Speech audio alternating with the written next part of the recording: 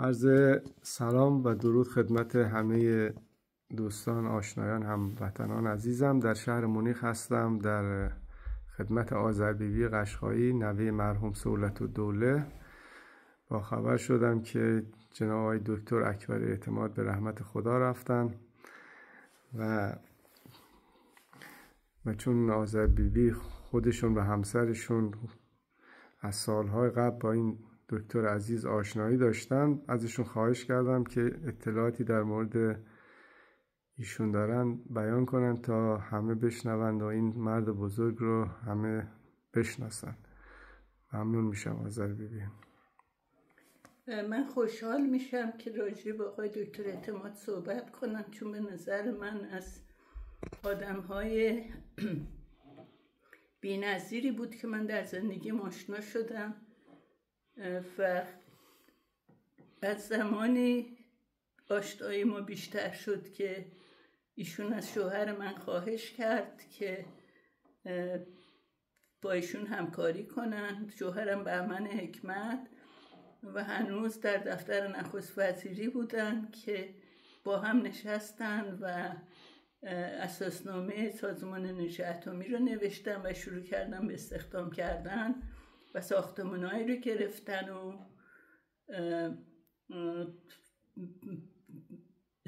انرژی اتمی رو در حقیقت شروع کردن به تشکیل دادن.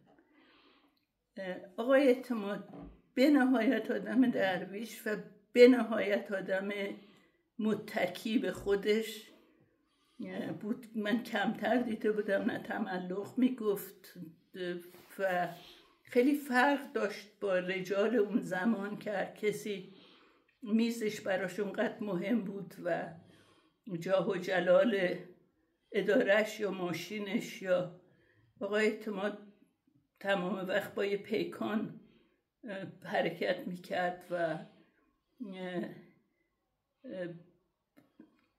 بهترین نخبه هایی رو برای انرژی اتمی ایرانیان رو از خارج و از داخل استخدام کردن.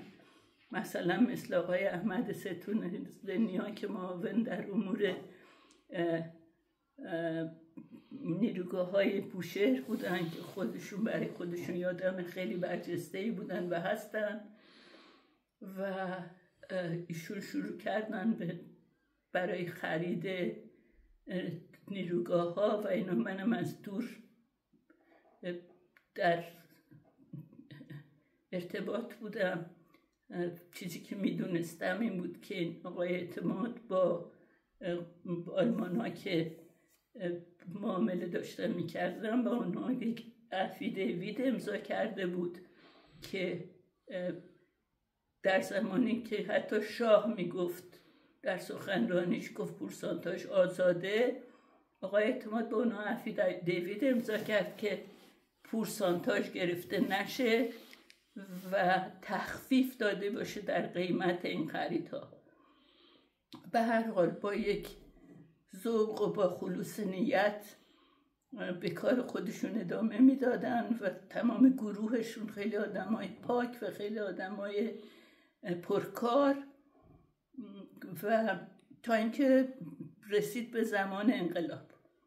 قبل از انقلاب نمیدونم داستان چی بود که سخنرانی چیزی کسی کرده بود که آقای اعتماد به هر حال استعفا داد 1-2 ماه قبل از انقلاب که آقای ستون نیا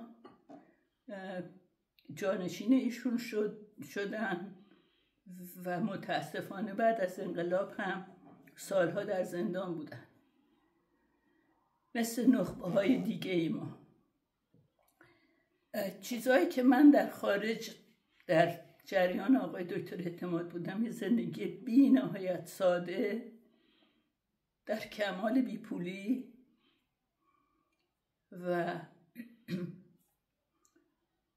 در همون زمان در بدترین موقعیت جنگ ایران و عراق شد و سفیر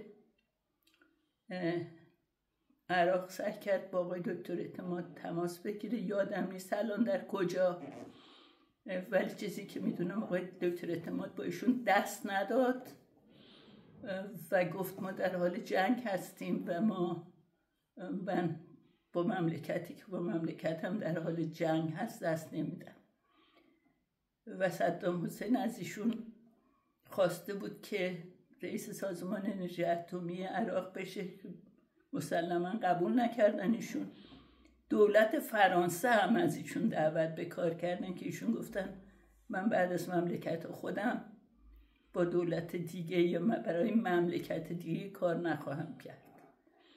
این به نظر من دیگه وطن پرستی آقای دکتر اعتماد رو تا نهایت نشون میده و چیزی که من شاهد بودم، ایشون یه زمان آمدن به شهر مونیخ به ملاقات ما و آقای فریدریش در اون زمان وزیر اقتصاد آلمان بودن و ایشون تصادفاً در اون روزها در مونیخ بودن، شنیده بودن که آقای اکبر اعتماد به اینجا اومده، خواستن که آقای دکتر اعتماد رو ببینن. و وقتی که آقای دکتر اعتماد قرار گذاشتن رفتن بیرون، بعد من صحبت آقای اعتماد چیزی که شنیدم این بود که آقای فریدریش با آقای دکتر اعتماد گفتن من وجداناً یک کاری پشت شما انجام دادیم که مجبورم اینو به شما بگم و اون این هست که ما با وجود این که افیدویت با شما امضا کردیم که پورسانتاژ داده نشه برای این معاملات، آقای سهراب مهوی پسر خاله شاه مرحوم آمد پیش من و گفتش که شما باید پورسانتاژ به من بدید و اگر ندید من نمیذارم این معاملات بشه. و ما پنهان از شما با ایشون قرارداد امضا کردیم که بهشون پورسانتاژ بدیم، 700 میلیون دلار پورسانتاژ بدیم، 400 میلیون دادیم تا زمان انقلاب و بقیه رو ندادیم و الان در دادگاه هستیم با ایشون که گویا ایشون هم با این پولا موقوفه در مملکت سوئیس درست کردن. به هر حال من فکر کردم به عنوان کسی که از دور رو نزدیک یه مقداری در جریان کارها بودم، چون شوهر منم معاون بودجه و برنامه ریزی انرژی اتمی بود، تا حدودی در جریان کارهایشون بودم. وظیفه خودم دونستم که خاطره که از آقای دکتر اعتماد از نزدیک دارم بگم و ایشون متاسفانه هفته پیش فوت شدن و صحبت‌های زیادی دنبال آقای اعتماد زده شده. ایشون سالها پیش جمهوری اسلامی خیلی سعی کرد که باهاشون همکاری کنن. ایشون گفتن مشاوره‌ای باشه چون به نفع مملکت من هست به شما میدم ولی کار نمی کنم. گفتن ما برای شما چی کار میتونیم بکنیم؟ آقای اعتماد گفتن که من چون آرزوم این هستش که در مملکت خودم بمیرم و دفن بشم، به من پاسپورت ایرانی بدید.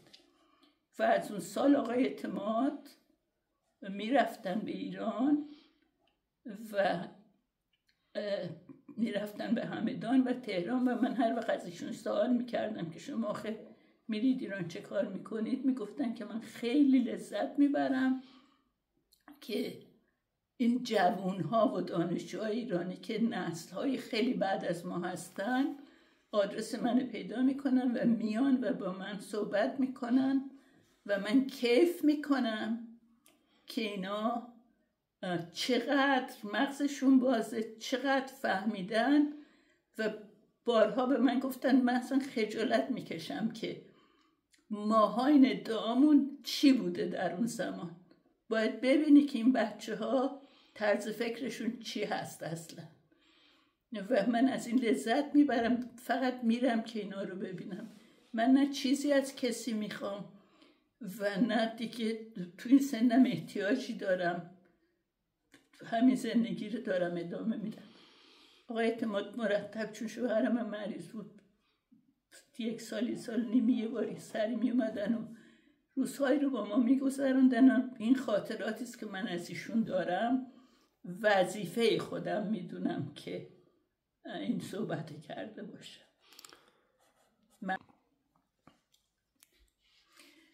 آقای اعتماد یه خاطره دیگه هم که من از ایشون دارم، ایشون در یک آپارتمانی در تهران زندگی میکردن.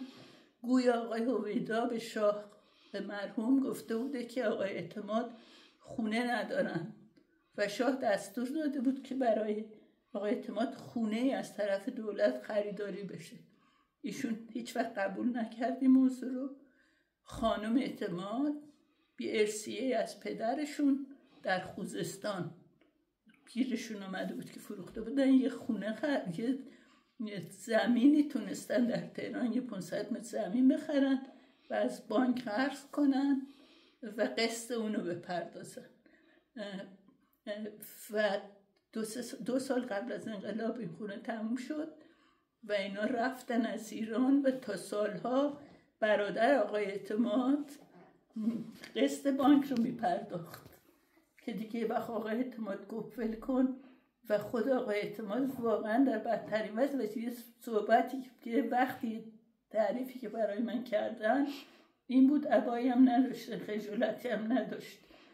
گفتن که من حتی اون اوایل یه روز داشتم میرفتم خونه، بوی قهوه به دماغم خورد و خیلی هوس کردم، رفتم اون ور خیابون که نزدیک اون کافه نباشم چون واقعا من پول نداشتم که برم قهوه بخورم و من شاهد زندگیشونم در اونجا بودم. یه 2-3 تا اتاق جور و واجور توش زندگی میکردن. هرچی دوست آشنام می اومدن اونجا اونا میگفتن بیاید بخوابید تو راه رو، تو اتاق، تو همینطوری تو این 2-3 تا اتاق. خیلی ماها رو گذروندن تا یه سر و سامانی پیدا کنن و یه جایی پیدا کنن و برن. اینم زندگی آقا و خانم اعتماد در پاریس بود. خیلی ممنون، متشکرم، لطف کردید.